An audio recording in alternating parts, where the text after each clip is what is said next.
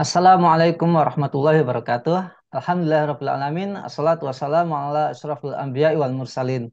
Para pemirsa Khilafah News yang dirahmati oleh Allah, jumpa lagi dengan program kesayangan kita yakni Kabar Petang. Hari ini pada hari Rabu 1 Maret 2023 kita akan membahas tema-tema terkini dengan narasumber yang kredibel, tentu saja dari sudut pandangan Islam. Inilah Kabar Petang selengkapnya.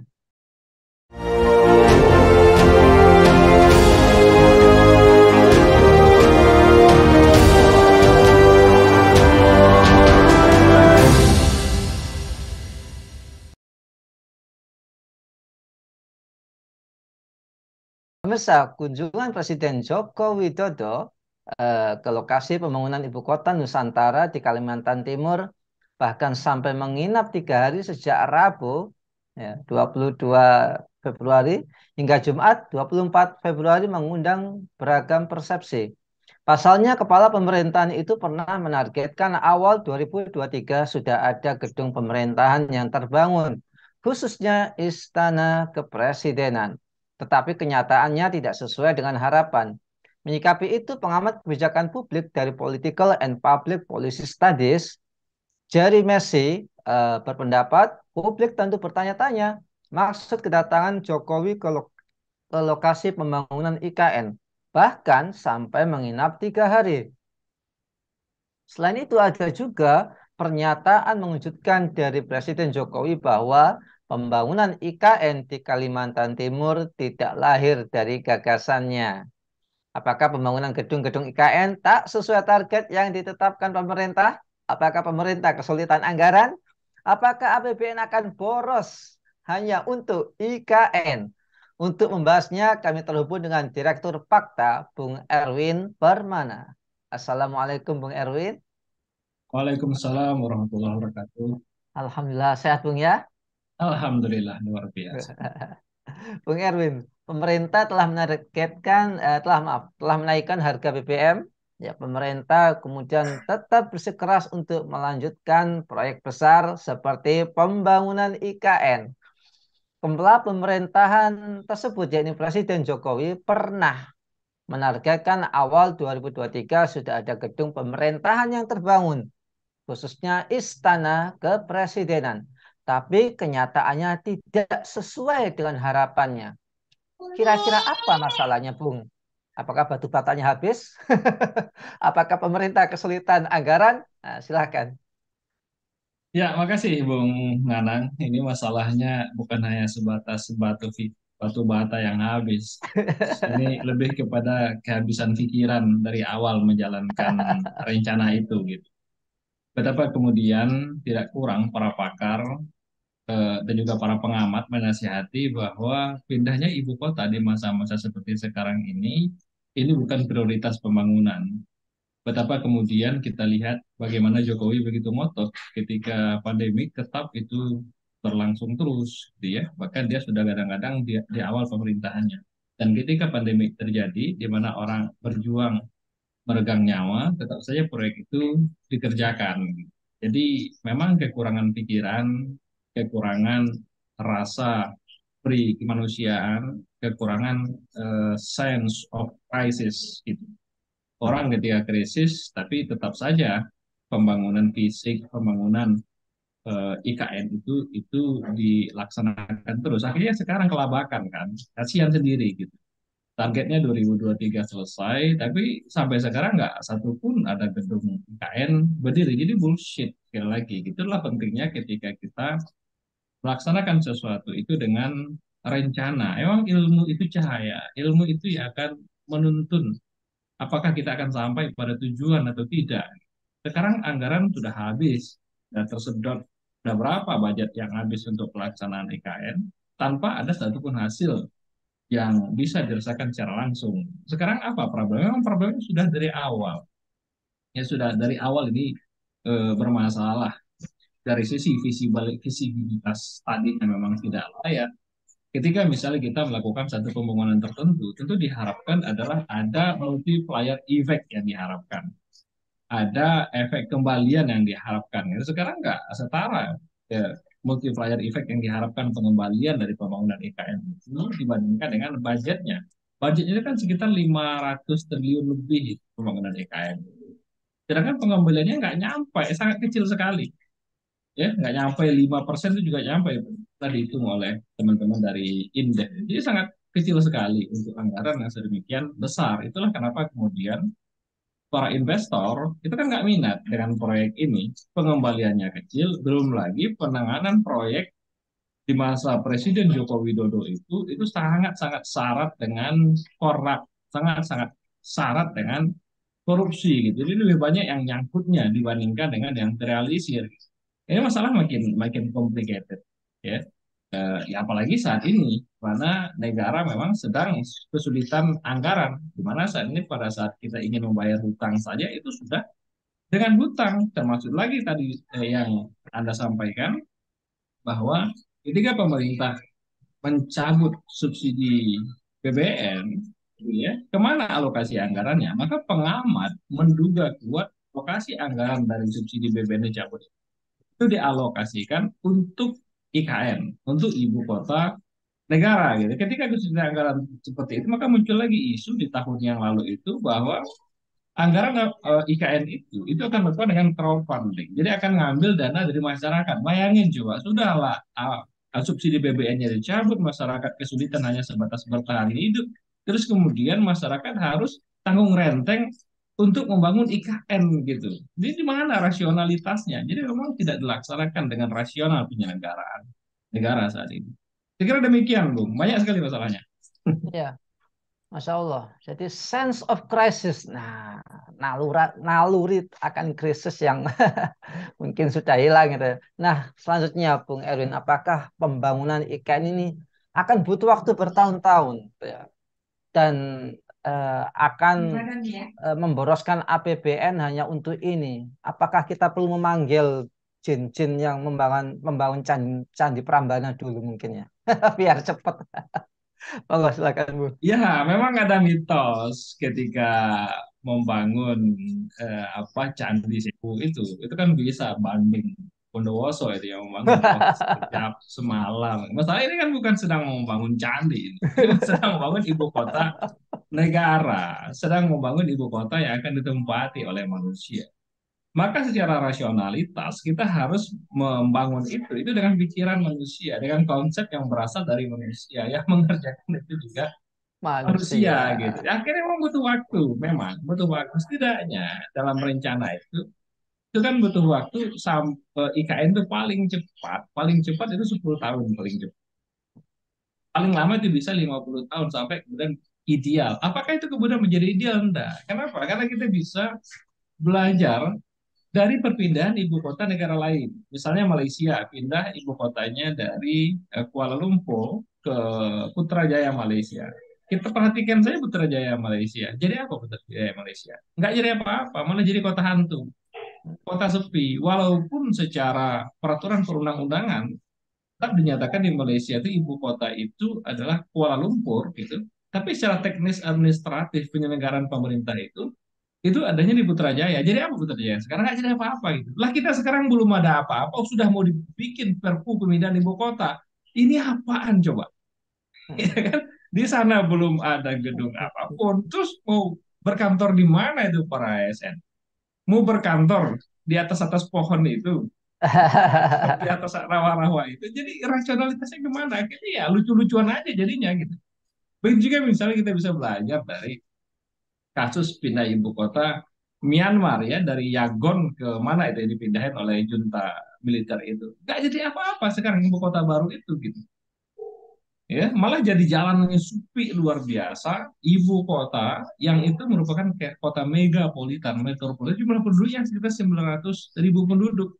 Jadi sangat sedikit untuk sebuah ibu kota di zaman modern seperti sekarang ini. Dan Jakarta itu sekarang sudah menjadi megapolitan sudah menjadi kota yang super besar, sangat-sangat bagus, sangat-sangat masih sangat-sangat relevan untuk dijadikan ibu kota. Ngapain kita berkantor ibu kota di tempat yang sepi gitu ya, tempat ibu Hmm. kota yang di sana itu juga belum jelas bagaimana grand design pembangunannya ke depan. Akhirnya nanti akan jadi kota lagi seperti Putrajaya di Malaysia ataupun seperti ibu kota baru Myanmar, padahal anggaran yang dialokasikan untuk itu tidak sedikit. Di tengah-tengah kita kesulitan anggaran, di tengah-tengah saat ini Indonesia masyarakatnya sedang mengalami kesulitan walau hanya sebatas mendapatkan pangan seimbang gitu.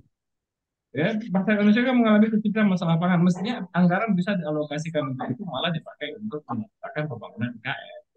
Jadi ini persoalannya semakin mungkin tidak mengenakan untuk diucapkan. Demikian, Bu.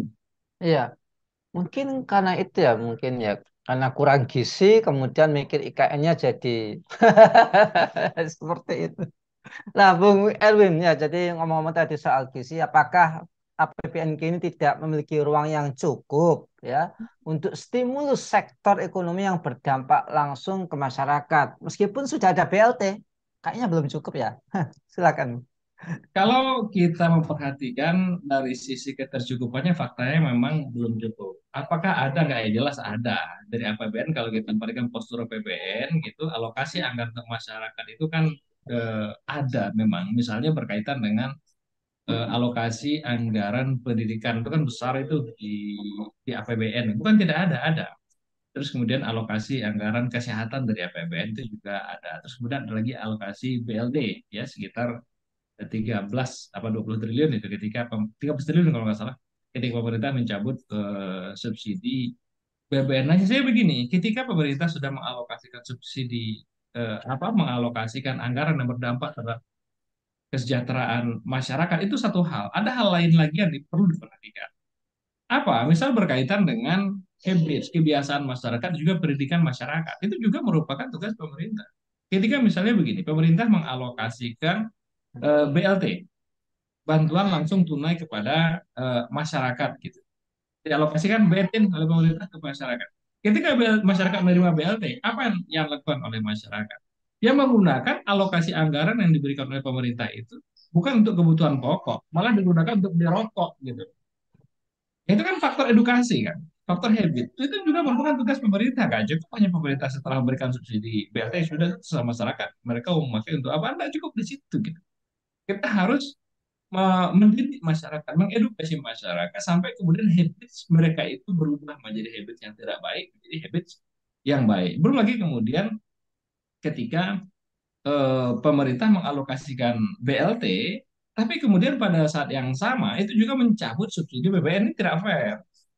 Ya kita setuju ada BLT, tapi kita tidak setuju dengan dicabutnya subsidi energi. Mestinya diberikan BLT pada saat yang sama, subsidi energi nggak usah dicabut, itu baru oke gitu. Kalaupun harus memilih, mestinya kita lebih memilih tidak mencabut subsidi energi. Sebab bagaimanapun yang namanya energi itu merupakan urat nadi perekonomian. Ketika terjadi kenaikan harga BBM, maka akan terjadi inflasi. Harga-harga akan terjadi kenaikan di berbagai macam jenis barang gitu.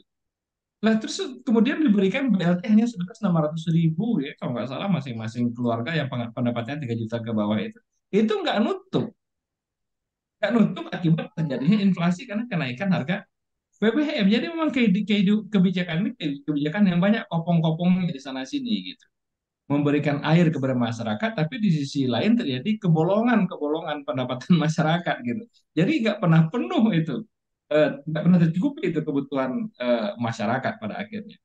Sekira demikian, Bung Nana. Ya, ini kira-kira eh, apa dampak serius yang terjadi apabila proyek pembangunan IKN ini eh, dipaksakan oleh Bapak Presiden Jokowi pada tahun ini, Bung Erwin? Iya, kalau segala sesuatu yang dipaksakan itu pasti akan dampak buruk. Ya pasti berdampak tidak bagus. Apalagi memaksakan sesuatu yang besar.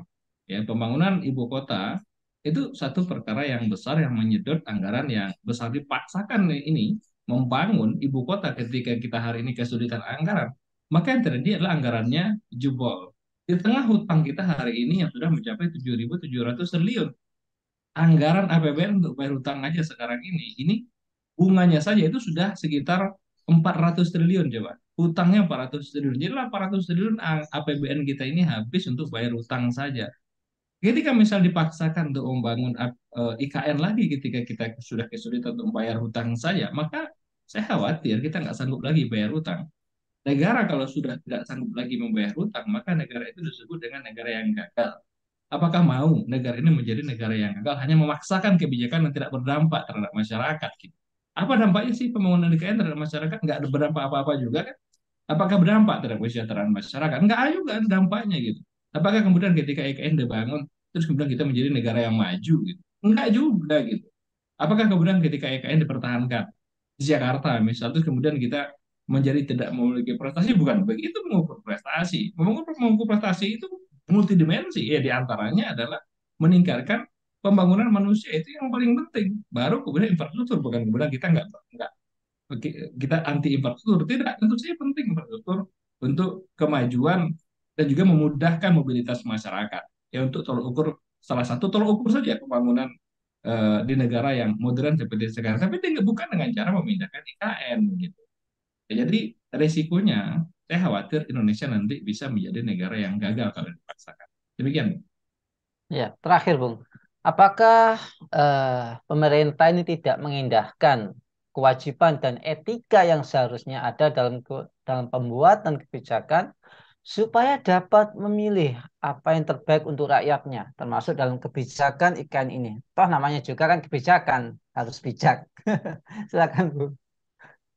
Ya ini yang apa cenderung sembrono ya, cenderung sembrono ketika mengelola negara. Dari statement-statement menterinya ya, eh, mulai dari statement presidennya misalnya ini bukan urusan saya, yo enggak tahu kok tanya saya. Misalnya. Itu kan statement-statement yang nggak bagus dari seorang penyelenggara negara. Begitu juga statement-statement senada yang disampaikan oleh menteri-menteri dalam kabinet sekarang ini gitu.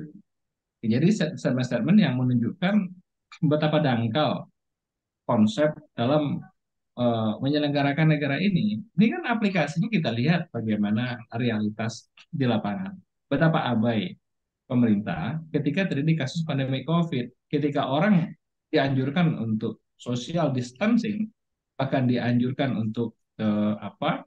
Tidak untuk di rumah saja, ya nggak boleh kemana-mana. Justru kemudian di awal-awal itu kan diberikan subsidi terhadap pariwisata, diberikan subsidi. Mal-mal justru kemudian tetap saja dibuka gitu. Jadi ilmu pengetahuan itu tidak dijadikan sebagai panduan dalam menyelenggarakan negara. Begitu juga dengan IKN. Jadi tidak memperhatikan panduan dari ilmu pengetahuan. Banyak kok para pakar yang menganalisis bahwa pakar yang objektif tapi ya ada juga pakar yang cocok kok ibu kota negara pindah ke sana itu kan pakar-pakar eh, yang sudah mendapatkan subsidi juga ya, ya kan pakar yang berpendapat ketika pendapatannya sudah diamankan oleh pemerintah. Sedangkan pakar-pakar yang berpikir secara objektif itu menganjurkan jangan deh kita pindah. Ya jangan deh kita pindah dari Jakarta ke IKN. Artinya memang sudah banyak yang memberikan nasihat bahwa pindahnya ibu kota itu tidak layak untuk dilakukan saat ini. Ada ilmu pengetahuan, ada pakar yang memberikan opini seperti itu, tapi opininya tidak didengarkan. Nasihat-nasihat itu justru tidak disukai. Bahaya orang kalau tidak menyukai nasihat. Sekarang kan tidak. Kalau misalnya kita berbeda pendapat sedikit, ya langsung dibilang radikal, ya, langsung dibilang syirik, langsung dibilang apa nggak anti pemerintah gitu. Padahal ini nasihat, nasihat itu penting. Bahkan nasihat itu Rasul mengatakan adil nasihat. Agama itu intinya apa? Nasihat menasihati. Harus ada kontrol, saling kontrol dari satu person kepada person yang lain. Kontrol di tengah-tengah masyarakat itu harus tetap ada supaya apa? Supaya masyarakat itu tidak tergelincir ke dalam kesesatan. Supaya masyarakat itu tidak tergelincir ke dalam kezaliman. Supaya masyarakat itu tidak tergelincir ke dalam ketidakadilan dan akhirnya kesusahan. Nah, seperti sekarang kan susah bersama akhirnya gitu. Kalau sudah muncul utang yang luar biasa sedemikian besar itu siapa sih yang mengalami kesempitan hidup ya kita juga semuanya kan yang menanggung akibatnya. Itulah pentingnya namanya kontrol. Nasihat menasihati itu, nasihat itu penting. Agama ya itulah pentingnya pada saat seperti sekarang ini kita nggak boleh diem ya walaupun menyampaikan pesan itu tidak mudah. Walaupun ada resiko, tetap kita tidak kita sampaikan sebagai satu bukti kontribusi kita terhadap negeri ini sebagai satu bukti kontribusi kita dan kepedulian kita untuk membangun negeri ini supaya tidak lebih dalam lagi masuk ke dalam lubang kehancuran. Kita berikan nasihat, ya tidak berhenti kita memberikan nasihat agar kemudian kebijakan zalim itu dihentikan. Dengan cara apa? Ayo kita menerapkan Islam secara totalitas dalam kehidupan ini supaya kemudian negeri ini menjadi negeri yang penuh berkah, dilimpahi berkah dari langit dan juga dikeluarkan berkah dari bumi. Sekira demikian Bung Nana. Baik, terima kasih Bung Erwin atas pemaparannya. Semoga bincang-bincang kita didengarkan oleh pihak penguasa dan menjadi pertimbangan agar lebih mengutamakan rakyat daripada sekedar IKN. Baik, semoga Bung Erwin sekeluarga senantiasa dilindungi oleh Allah Subhanahu wa taala. Amin ya rabbal alamin. Pemirsa Khilafanis yang dirahmati oleh Allah, demikianlah acara kabar petang kita pada kesempatan sore hari ini. Jangan lupa untuk subscribe, like, komen, dan share sebanyak-banyaknya. Semoga menjadi kebaikan bagi kita di dunia maupun di akhirat nanti. Saya Nana Setiawan undur diri. Sampai jumpa di lain kesempatan dan wassalamualaikum warahmatullahi wabarakatuh.